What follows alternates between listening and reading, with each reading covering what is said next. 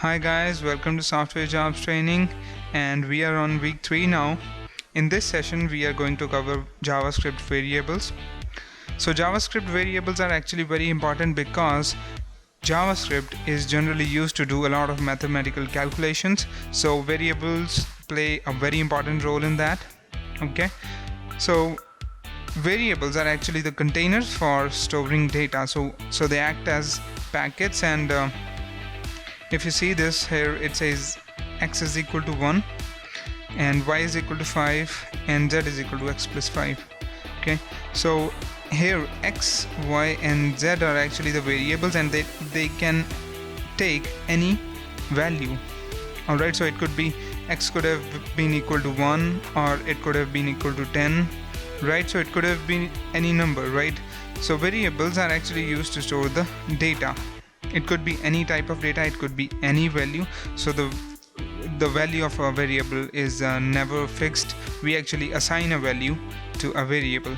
Okay, so this is actually quite similar to the algebraic expressions that we used to do back in school. So we used to say that x is equal to 1, or we assign the value of 5 to y.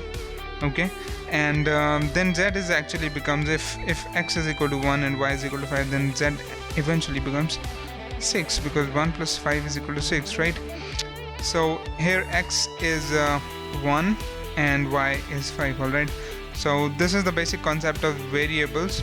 So they act as containers and they have a value assigned to them. Okay, so there are two simple rules about variables. That the very first thing is that it should be inside the script tag, because this is obviously belonging to the JavaScript language, right? So we should declare a variable using this keyword that stands for var. Okay, so we generally call it var or var. Alright, so this is a var which stands for variable, and then the variable name, so it could have been x, y. Alright, and you can also include some symbols like underscores, dashes, and then you put an is equal to sign. This is for the assignment. So here this value of awesome, okay, so awesome is a text string, and we are putting it and assigning it to the variable I underscore m. Alright, so it's really simple. If I want to create my own variable, so I can say var x is equal to any value. It could have been x is equal to 20.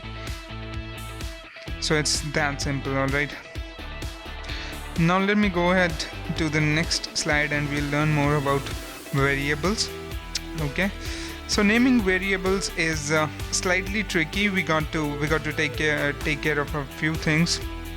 Alright, so the very first rule of JavaScript variables is that they must start with this keyword var.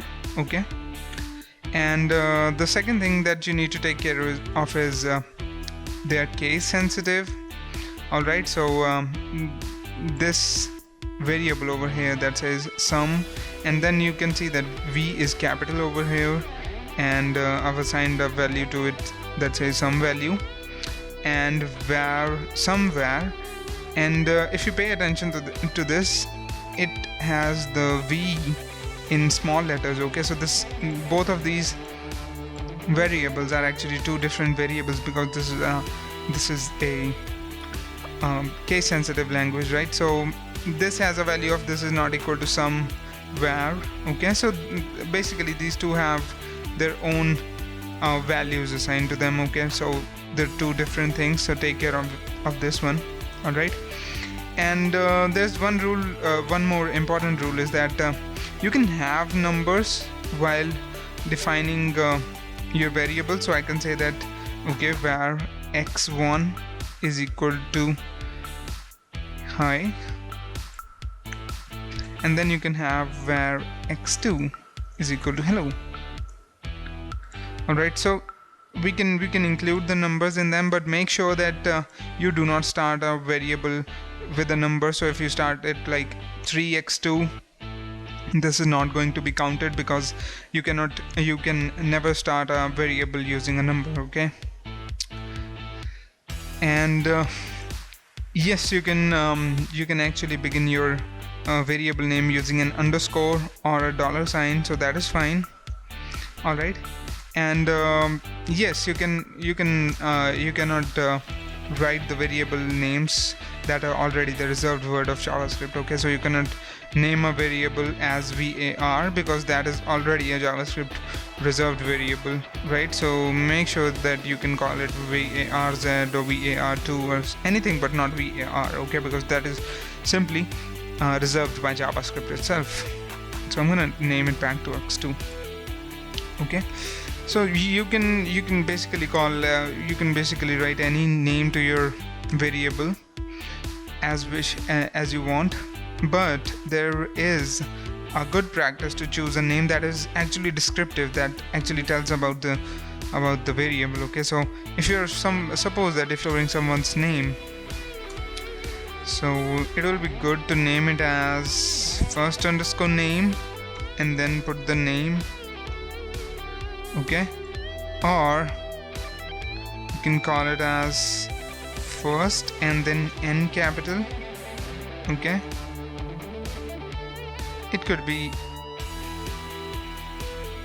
anything, or you can put first name like this.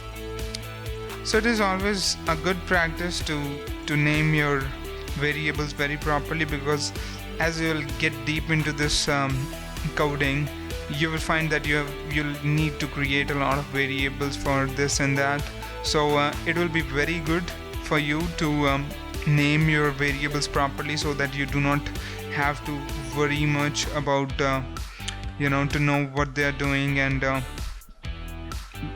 what sort of values do they have. So it will be good to name your variables properly. So I'm going to jump to the slide 3 now. And yes, so as we said that variables are actually used to store data. Okay, but the data that comes into the variable is actually of multiple types. Okay, so it could be a string, which is simply text. Okay, so string is basically a set of characters or alphabets. All right, and then we have numbers. Okay, so as you can see that I have this variable created named as sumText1. So it has a string data type. Okay, so the string data is being stored in the sumText1. Okay, so this string data will be either enclosed in double quotes or it can be in single quotes. All right, and then we can also store the numbers, and we actually do not need the quotes or anything, so we just need to type out the number, and that's pretty much it. No double quotes or single quotes required. So here you can see that two data types actually. Above on line number 5 and 6, you can see that I'm assigning the string type variable, a string type data type to our variable, and on line number 7 I'm actually assigning the integer type data to the variable. Okay, so now we're gonna see that how to store strings. All right, so as we have discussed in the previous slide that there are variables and a lot of data types coming into these variables, but strings are the one that are usually required. So either you can simply put them in, if you see a normal string, you will simply put them double quotes and then type out the string and then close it up with the double quotes. So everything within these double quotes will actually be transferred into this variable. Okay, or you can do this is that you can have all of this string actually coming into the double quotes, but inside it you can also have a single quote. Okay, or you can have single quote outside and double quotes inside. Okay, this will also be counted as string. And if you have already have started the double quotes and they're ending over here, so if you need somewhere inside the string that you want to actually show the actually show the double quotes, because remember, if you put the double quotes, this will mark as the starting and the ending of the string, right? But sometimes you actually need to show them inside the string being displayed. So then you will have to use something like a escape sequence, right? So for that you will have to put a backslash and then double quotes, and then again backslash and then again double quotes. So that means that if you put a backslash, this double quote won't be marked as the end of the string. Alright, so this double quotes will be ignored. It will be transferred inside the variable, okay? Because otherwise, if you do not use the backslash, it will actually mark it as the end of the string. So let me just try to remove this up. So as you can see that it will count the string from here to here, and the rest of this will actually cause problems, so this can generate errors, okay? So make sure that if you want some double quotes to be ignored, you put a backslash over here and you're done, okay? Alright, so in previous slide we have learned about the strings, and now we're gonna see the numbers, okay? So numbers can be actually written directly into the variables without any single or double quotes. So you just need to type the number out, but there are actually of two types. First one is the normal numbers or normal integers, which I should say. So they can be negative, or it can be 0, or they can be positive in value. So something like this, this variable my age is saying 25, so this is actually an integer type data type. And these one are with the decimals are actually called float type or decimal type data types. They actually have their values in points, okay? So like my weight is equal to 50.75. all right, so it could be like suppose I want to show my percentage is equal to 93.3. Alright, so this will actually store the decimal type data type into this percentage variable, and then you can type the year and you can type 2016, 2017, okay? So this is like normal integer type data type, and this one is actually the float type data type. So these are mainly two different types of data types that you can use with the variables in JavaScript. Alright, so we can also use the third type of data types that are called Booleans, okay? So Boolean value is actually a value that can either be true or false, okay? So there cannot be a third output of it, so either it can be a true or it can be a false, okay? So for that you just need to write it without double quotes, either in true or false, okay? So make sure that you do not put this inside double quotes, because that will actually be marked as a string, okay? So we do not want that, we just want it to be a Boolean. So for that, either you can if something you want it to be marked as true, so you just write the variable name and put it equals to true. If you want something to be marked as false, and then transfer the false value into the variable using writing the false, okay? So that's pretty simple. Booleans are very good for suppose you need to show the result, so it could be yes or no. Alright, so wherever you have this yes no output, so you can use the Boolean data type to return the result, okay? On the slide number 7, we are actually going to discuss the arrays, okay? So arrays are actually used to store a set of values into a single variable. So suppose like you need to store a list of fruits in a single variable, okay? So for that it will be best to use arrays, because arrays are actually used to store multiple values of actually similar items. So if you store the fruits, it could be apple, banana, orange, or anything. Alright, we are going to discuss the arrays in detail in upcoming lessons. So here we are going to see how they are declared.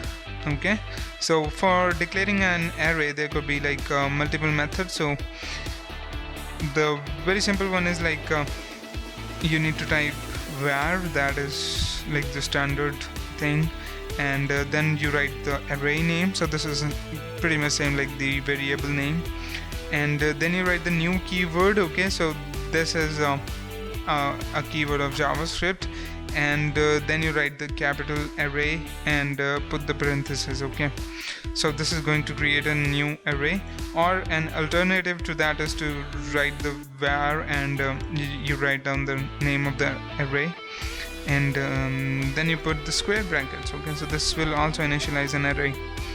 Okay, so these are basically the two ways to generate and to create or initialize an array. Okay, so in upcoming videos we will see that how to transfer the values into these arrays, but currently we are just going through the topics of arrays. Okay, so I'm gonna go to the slide number 8, and this will actually bring us to the end of the day. Okay, so thanks a lot for watching.